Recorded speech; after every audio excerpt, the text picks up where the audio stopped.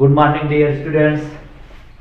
मैं Ayodhya Prasad Mishra, assistant professor BEd सरकार, Sant Tulsidas PG college, Kadipur Sultan. Dear students, आज हम अपनी इस यूट्यूब वीडियो की कड़ी में बेसिक शिक्षा का मूल्यांकन अथवा गुण दोष, इवेल्युएशन ऑफ बेसिक एजुकेशन और मेरिट्स एंड डीमेरिट के विषय में अध्ययन अध्यापन करेंगे।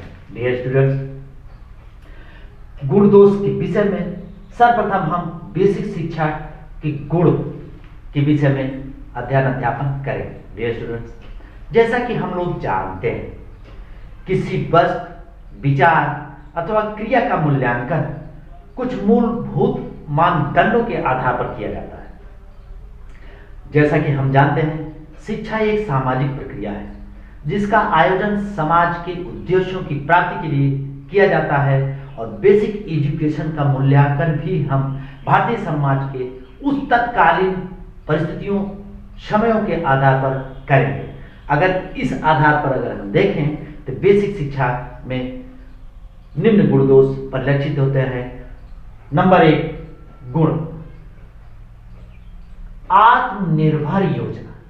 डियर स्टूडेंट्स, जैसा कि हम लोग जानते हैं, गांधी जी की बेसिक शिक्षा योजना आत्मनिर्भर शिक्षा योजना थी, क्योंकि बेसिक शिक्षा योजना प्राथमिक और अनिवार्य शिक्षा और निःशुल्क शिक्षा के साथ साथ, क्योंकि तत्कालीन भारत की आर्थिक स्थिति भी ऐसी नहीं थी कि लगातार निःशुल्क और अनिवार्य प्राथमिक शिक्षा की व्यवस्था की जा सके, इसलिए गांधी जी ने आत्मनिर्भर योजना के अंतर्गत हस्त कौशल पर आधारित बेसिक शिक्षा योजना का आयोजन किया था, जिससे बालक किसी हस्त कौशल पर आधारित ज्ञान अर्जन करके वो अपने आप को निर्भर कर सके। इस प्रकार हमें कह सकते हैं, गांधी जी की जो बेसिक शिक्षा योजना का पहला गुण था आत्मनिर्भर योजना, एक गांधी जी की शिक्षा योजना का एक सबसे अच्छा गुण था। नेक्स्ट पॉइंट के अंतर्गत देखेंगे मनुष्य के सर्वांगीण विकास पर बल। डियर स्टूडेंट्स, शिक्षा का उद्देश्य ही होता है मनुष्य के सर्वांगीण विकास करना। जैसा कि हम लोग जानते हैं, गांधी जी बेसिक शिक्षा योजना मनुष्य के शारीरिक, मानसिक, सामाजिक, सांस्कृतिक, नैतिक एवं चारित्रिक, व्यवसायिक एवं आध्यात्मिक विकास पर बल देना गांधी जी की बेसिक शिक्षा, बुनियादी शिक्षा, आधारभूत शिक्षा, नई तालीम, जो विभिन्न नामों से जानते हैं, इस शिक्षा का उद्देश्य मनुष्य के सर्वांगीण विकास पर बल देना था, जिससे बालक आने वाले समय में अपना सर्वांगीण और उचित विकास करते हुए समाज में अपना स्थान स्थापित कर सके। डियर स्टूडेंट्स, नेक्स्ट पॉइंट के अंतर्गत देखेंगे वास्तविक जीवन की तैयारी। डियर स्टूडेंट्स, जैसा कि हम लोग जानते हैं, शिक्षा ग्रहण करने के पश्चात बालक अपने समाज, अपने घर वापस लौटता है। गांधी जी की बेसिक शिक्षा योजना का एक सबसे अच्छा गुण यह भी था कि इस शिक्षा योजना के द्वारा व्यक्ति के वास्तविक जीवन की तैयारी करना था। अर्थात जैसा कि हम लोग जानते हैं, तत्कालीन भारत एक कृषि प्रधान देश था और इसकी अधिकांश जनसंख्या गांव निवास करती थी। अर्थात हम ये कहें, भारत ग्रामों का देश था और इसके लिए उसके अनुकूल शिक्षा योजना के द्वारा कृषि, पशुपालन और साथ ही साथ ग्रामीण हस्त कौशलों पर आधारित कताई, बुनाई, सिलाई आदि के द्वारा बेसिक शिक्षा योजना प्रदान की जाती थी, जिससे बालक आने वाले समय में अपने वास्तविक जीवन में किसी भी प्रकार की कोई भी समस्या का समाधान न करे। डियर स्टूडेंट्स, नेक्स्ट गुण के विषय में अगर देखेंगे, भारतीयों के लिए आधारभूत पाठचर्या का निर्माण। डियर स्टूडेंट्स, आधारभूत पाठचर्या या बेसिक क्यूरिकुलम, बेसिक क्यूरिकुलम का तात्पर्य होता है जिससे मनुष्य का आधारभूत विकास किया जा सके और बेसिक शिक्षा योजना में शिक्षा भारतीयों की वास्तविक जीवन से संबंधित थी, अर्थात हिंदुस्तानी, या जिसे हम तत्कालीन हिंदी को हिंदुस्तानी के नाम से जाना जाता है, पूरे भारत में हिंदी के माध्यम से बेसिक शिक्षा योजना प्रदान करने की बात की गई थी।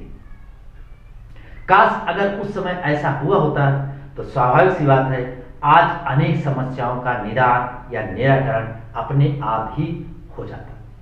डियर स्टूडेंट्स, नेक्स्ट गुण के दोष देखेंगे, शारीरिक एवं मानसिक श्रम के अंतर की समाप्ति। डियर स्टूडेंट्स, जैसा कि हम लोग जानते हैं, अंग्रेज थोड़े से भारतीयों को अंग्रेजी शिक्षा दे करके मानसिक कार्य के लिए तैयार कर लेते थे, और वह भारतीय अपने को अन्य भारतीयों की अपेक्षा जो शारीरिक श्रम के द्वारा अपना जीविकोपार्जन करते थे, उनको हेय दृष्टि से देखते थे। इसलिए गांधी जी की आधारभूत शिक्षा योजना या बेसिक शिक्षा योजना शारीरिक एवं मानसिक श्रम के जो अंतर की समाप्ति थी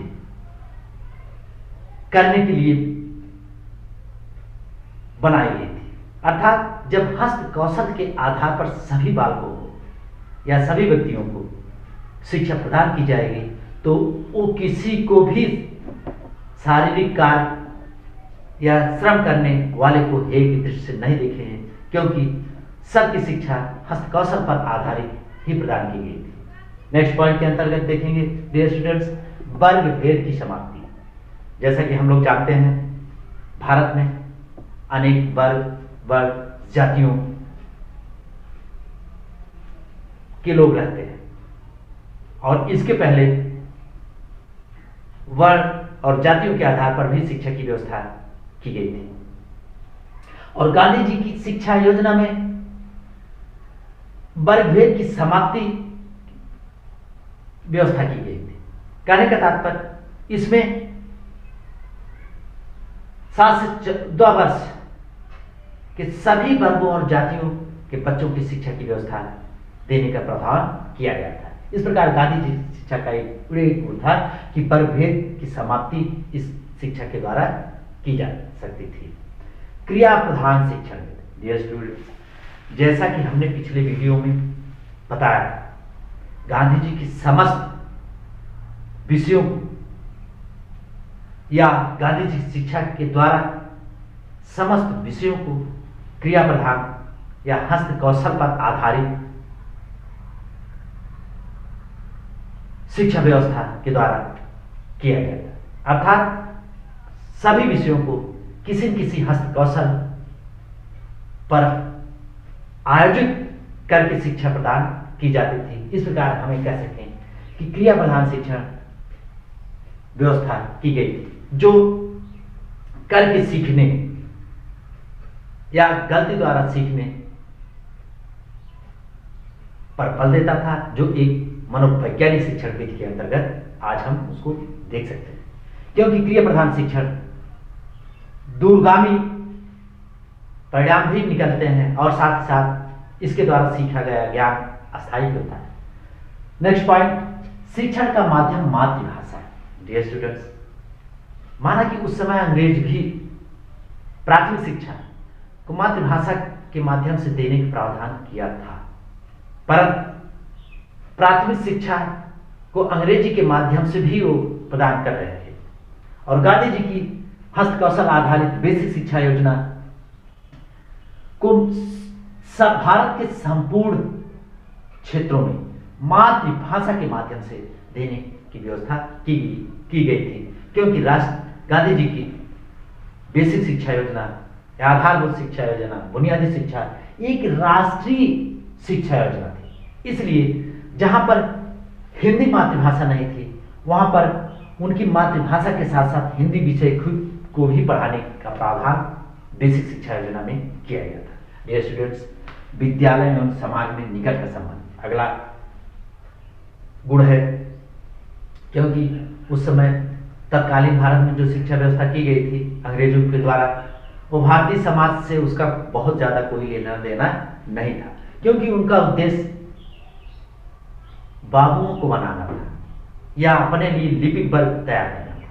इसलिए बेसिक शिक्षा योजना में इस प्रकार का पाठ्यक्रम बनाया गया था जिससे विद्यालय और समाज में दोनों में निकटता आए और समाज के अनुरूप ही समाज के उद्देश्यों को प्राप्ति हेतु बेसिक शिक्षा का क्यूरिकुलम या पाठ्यक्रम या पाठचर्या का निर्माण भी किया गया था। डियर स्टूडेंट्स, बेसिक शिक्षा का मूल्यांकन अथवा गुण दोष के अंतर्गत हमने आज गुण के विषय में निम्न बिंदुओं के माध्यम से इसके गुणों को गिना है। इसके बाद गांधी जी की बेसिक शिक्षा योजना के डिमेरिट्स या दोष के विषय में हम अध्ययन करेंगे। डियर स्टूडेंट्स, माना सिद्धांत रूप में बेसिक शिक्षा में अनेक गुण परिलक्षित होते हैं, परंतु जब हम किसी भी सिद्धांत को व्यवहार में परिलक्षित करने का प्रयास करते हैं, वास्तव में तब उसके गुण और दोष को देखा जा सकता है। सिद्धांत रूप में गांधी जी की योजना बहुत अच्छी थी, परंतु व्यवहार रूप में अगर देखें तो उसमें अनेक अवगुण या दोष, जिसे डिमेरिट्स भी कहते हैं, परिलक्षित होती है, जिसके अंतर्गत हम नंबर 1 देखेंगे अपूर्ण योजना। डियर स्टूडेंट्स, जैसा कि हम लोग जानते हैं, माना कि भारत गांव का देश है, परंतु गांधी जी की बेसिक शिक्षा योजना में नगर के बच्चों के लिए कोई भी ऐसी व्यवस्था या पाठ्यक्रम में कोई ऐसा प्रावधान नहीं किया गया था जिससे बेसिक शिक्षा का लाभ नगरीय लोगों को भी प्रदान किया जा सके। इसलिए अगर हमें कह सकते हैं बेसिक शिक्षा का एक दोष ये था कि ये योजना सिर्फ गांव के लिए थी और नगरों के बच्चों को नहीं सम्मिलित किया गया था। इस प्रकार हम कह सकते हैं कि ये एक अपूर्ण योजना थी। नेक्स्ट पॉइंट के अंतर्गत देखेंगे डियर स्टूडेंट्स, उच्च शिक्षा से संबंध का अभाव। डियर स्टूडेंट्स, जैसा कि हम लोग जानते हैं, गांधी जी की प्राथमिक शिक्षा या बेसिक शिक्षा योजना प्राथमिक शिक्षा से संबंधित थी और इसके लिए 7 से 14 वर्ष के बालकों को ही शिक्षा प्रदान करने की व्यवस्था थी और इसके पश्चात माध्यमिक और उच्च शिक्षा की क्या व्यवस्था होगी या माध्यमिक और उच्च शिक्षा का आधार प्राथमिक शिक्षा में ही निर्मित किया जाता है। इसलिए इसके लिए ऐसी कोई व्यवस्था नहीं की गई थी कि उच्च शिक्षा से संबंध हो इसका। इसलिए हमें कह सकते हैं गांधी जी शिक्षा का एक दोष ये भी था कि उच्च शिक्षा से संबंध का इसका अभाव था। नेक्स्ट पॉइंट हम देखेंगे डियर स्टूडेंट्स, दोष के अंतर्गत नगरीय क्षेत्रों के अनुपयुक्त या नगरीय क्षेत्रों के लिए अनुपयुक्त थी। जैसा कि हमने पिछले पॉइंट में भी चर्चा किया कि गांधी जी की शिक्षा योजना सिर्फ ग्रामीण हस्तकौशल पर आधारित शिक्षा योजना थी। नगरों के बच्चों के लिए इसमें कोई उचित व्यवस्था करने की बात नहीं की गई थी। इसलिए कह सकते हैं नगरीय क्षेत्रों के लिए गांधी जी की बेसिक शिक्षा या बुनियादी शिक्षा अनुपयुक्त थी। नेक्स्ट पॉइंट के अंतर्गत देखेंगे डियर स्टूडेंट्स, हस्तकौशल पर अत्यधिक बल। माना कि उस समय भारत की आर्थिक स्थिति गड़बड़ थी या कमजोर थी, परंतु हस्तकौशल पर अत्यधिक बल दिया गया था, क्योंकि जैसा कि डियर स्टूडेंट्स हम लोग जानते हैं गांधी जी की शिक्षा योजना कुल 5 घंटा 30 मिनट की थी और उसमें भी 3 घंटा 20 मिनट सिर्फ हस्तकौशल पर आधारित शिक्षा पर देना था। इसलिए हमें कह सकते हैं गांधी जी की शिक्षा योजना सबसे ज्यादा बल हस्तकौशल पर देने के कारण ये कह सकते हैं कि एक प्रकार से इसका एक दोष था। नेक्स्ट पॉइंट, कच्चे माल का अपव्यय या बर्बादी। डियर स्टूडेंट्स, जैसा कि हमने चर्चा किया गांधी जी की बेसिक शिक्षा योजना 7 से 14 वर्ष के बच्चों के लिए थी और हम ये कह सकते हैं कि 7 से 14 वर्ष के बच्चे कौन सा प्रोडक्शन करेंगे, हस्तकौशल आधार पर कौन सा हस्तकौशल पर आधारित उत्पाद करेंगे जिसका भारतीय बाजार में या बाजार में उसको बेचा जा सके। अर्थात ये कह सकते हैं उन नन्हे मुन्ने बच्चे कच्चे माल की बर्बादी ही करते थे। इसलिए हम कह सकते हैं गांधी जी की शिक्षा योजना का एक ये भी दोष था। समय और सत्य का अपव्यय। क्योंकि डियर स्टूडेंट्स, जैसे कि हमने बताया, समय आवश्यक है, क्योंकि छोटे बच्चों के अंदर थोड़ी शक्ति कम भी होती है और समय माना कि 3 घंटा 20 मिनट दिया गया था, समय पर्याप्त था, परंतु इन बच्चों के द्वारा काष्ठ शिल्प या हस्त कौशल पर आधारित जो प्रोडक्शन या उत्पाद निर्मित करने की बात की गई थी, तो छोटे से बच्चों के लिए अच्छा उत्पाद निर्मित करना एक कल्पना करने के बराबर था। इसलिए हम कह सकते हैं कि गांधी जी की शिक्षा योजना में समय अवसर दोनों का अपव्यय या बर्बादी किया जाता था, जो इसका एक दोष था। नेक्स्ट पॉइंट, श्रृंखलाबद्ध शिक्षण का भाव। डियर स्टूडेंट्स, जैसा कि हमने चर्चा किया, श्रृंखलाबद्ध शिक्षण का भाव, कुछ विषयों को तो माना कि गांधी जी के हस्त कौशल पर आधारित शिक्षा प्रदान की जा सकती थी, परंतु कुछ विषयों को हस्त कौशल पर आधारित शिक्षण विधियों के माध्यम से नहीं दिया जा सकता था। इसलिए हम कह सकते हैं श्रृंखलाबद्ध शिक्षण का अभाव था। नेक्स्ट पॉइंट, धार्मिक शिक्षा का अभाव। डियर स्टूडेंट्स, जैसा कि हम लोग जानते हैं, तत्कालीन भारत धार्मिकता की भावना से ओतप्रोत था और कोई भी शिक्षा व्यवस्था हो, चाहे प्राचीन कालीन, बौद्धकालीन या मध्यकालीन मुस्लिम शिक्षा, सब में धार्मिकता की भावना या धर्म प्रधान शिक्षा थी और भारत धर्म प्रधान समाज था। इसलिए गांधी जी की शिक्षा में धार्मिक शिक्षा का अभाव होना एक दोष था, क्योंकि कोई भी धर्म कभी भी उन्माद नहीं सिखाता। इसलिए हम कह सकते हैं कि धार्मिक शिक्षा का अभाव, जबकि नैतिक या सर्वधर्म समभाव की शिक्षा का प्रावधान था, परंतु भारतीय समाज उस समय धार्मिक प्रधान था, इसलिए धार्मिक शिक्षा का प्रावधान करना चाहिए था। इसलिए धार्मिक शिक्षा का अभाव गांधी शिक्षा का एक दोष था। डियर स्टूडेंट्स, आज की वीडियो में हमने बेसिक शिक्षा का मूल्यांकन अथवा गुण दोष के अंतर्गत, गुण और दोष के अंतर्गत आत्मनिर्भर मनुष्य का सर्वांगीण विकास, आज गुणों के अंतर्गत और दोषों के अंतर्गत अपूर्ण योजना, नगरीय क्षेत्रों का कच्चे माल की बर्बादी, समय शक्ति, आज निम्न बिंदुओं के माध्यम से अध्ययन अध्यापन किया। आज की वीडियो में बस इतना ही। नेक्स्ट अगले वीडियो में, थैंक यू।